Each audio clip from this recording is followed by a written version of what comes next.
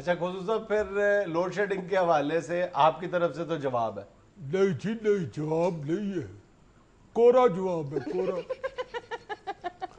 کیونکہ خزانے میں پیسے ہی نہیں ہے تو میں کیا کر سکتا ہوں؟ مینج کریں.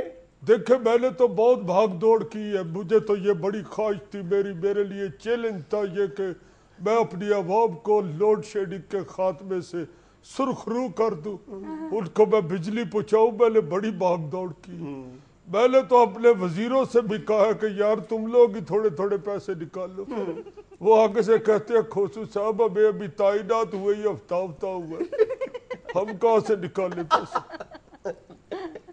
کہتے ہیں اب سے پیسے لے لے تو پھر ہمیں بھی 5 سال دے دیں. اچھا خصوص صاحب ویسے آپ کے کچھ وزراء نے اس مختصر سی مدت کو بھی غنیمت جانا ہے اور کافی کچھ کرنا شروع کر دیا. ویسے میں معافی چاہتا ہوں، آپ کو یہ الزام تراشی کرتے ہوئے شرم آنی چاہیے. نہیں نہیں، میرے پاس سارے ثبوت ہیں.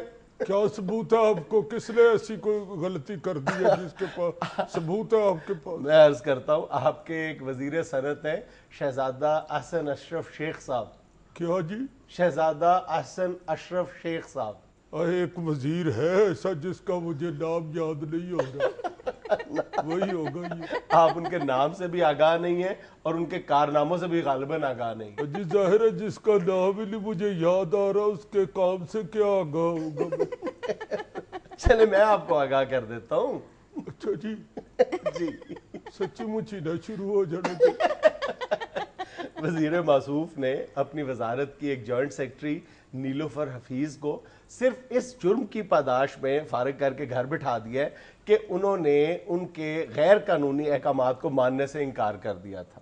یہ کیسے ہو سکتا ہے؟ جی میں آپ کو عرض کرتا ہوں کہ وزیر موصوف نے ان جوائنٹ سیکرٹری صاحبہ کو کہا کہ فوری طور پر سمری تیار کرو ایک یوٹیلیٹی سٹور کارپوریشن کے انتہائی جونیئر افسر کو ایم ڈی یوٹیلیٹی سٹور لگانے کی، اور دوسرا ایک اور افسر کو اپنے ساتھ ڈائریکٹر لگانے کی. اب یہ دونوں احکامات غیر قانونی تھے.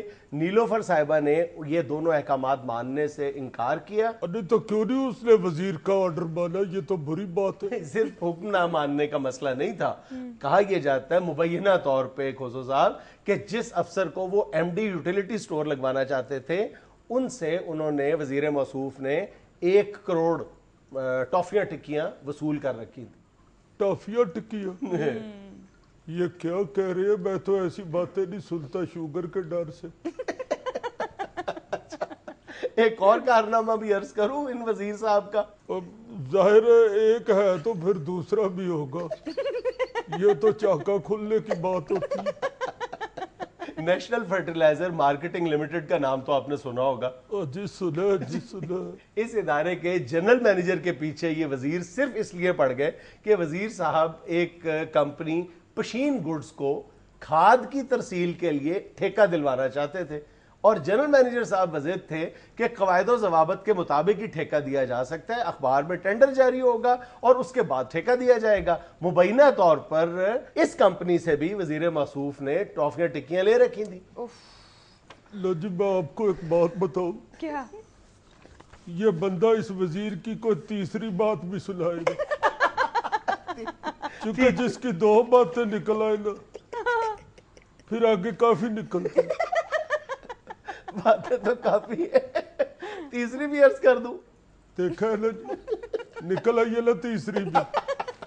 سنائے جی سنائے. جی عرض کیا ہے. ارشاد ارشاد. اسی نیشنل فرٹیلائزر مارکیٹنگ لمیٹڈ کے ایک ڈپٹی جنرل مینیجر تھے جو جعلی ڈگری کی بنیاد پہ آج کل معطل تھے. مبینہ طور پر 30 لاکھ ٹافیاں ٹکیاں لے کر وزیر موصوف نے ان کو بحال بھی کروایا، کیونکہ یہی جو ڈپٹی جنرل مینیجر تھے یہ 50 لاکھ مزید ٹافیاں ٹکیاں دینے کے لیے تیار تھے کہ اگر ان کو ڈپٹی جنرل مینیجر کی بجائے جنرل مینیجر بنا دیا جائے تو وہ یہ خدمت کرنے کے لیے بھی تیار.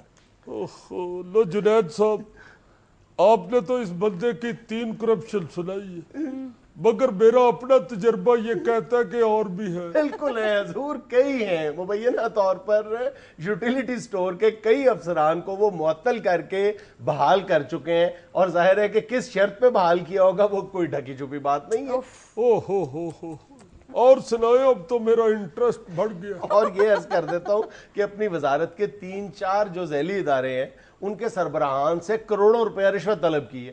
اوئے ہوئے ہوئے ہوئے، اسے کہتے ہیں اس گھر کو آگ لگ گئی گھر کے وزیر سے۔ دیکھیں ذرا، تھوڑی دیر کے لیے آئے تھے، آپ بھی گندہ ہویا تو نال سانو بھی گندہ کرایا۔ آپ نہیں گندے ہوئے خدا نخواستہ، فائنینشیل انٹیگریٹی کے حوالے سے گو صاحب آپ کی شہرت تو بالکل بے داغ ہے۔ جی بڑی مہربانی آپ کی جی، مگر یہ تو اپنے اپنے ضمیر کی بات ہے نا، وزیر تو یہ میرا ہی ہے، شرمندگی تو ظاہر ہے مجھے بھی بہت سخت ہوئی ہے۔ چلیں یہی کافی ہے جی۔ تو یہ اس کا نام کیا تھا جی؟ شہزادہ حسن اشرف شیخ۔ اچھا اچھا، کیا بتایا آپ نے؟ شہزادہ احسن اشرف شیخ۔ دیکھو اس نے اس طرح کا نام جان بوجھ کے رکھا ہے تاکہ مجھے یاد نہ ہو سکے۔ یہ نام آپ مجھے کسی چٹ پہ لکھ کے دے دیں، آج میں یاد کروں گا اور کل اس کے خلاف کارروائی کروں گا۔ ناظرین، بدقسمتی سے یہ سب کچھ تھا حسب حال۔ خوش رہیں، خوش رکھیں، آپ سے ملاقات ہوگی انشاءاللہ کل۔ اللہ حافظ۔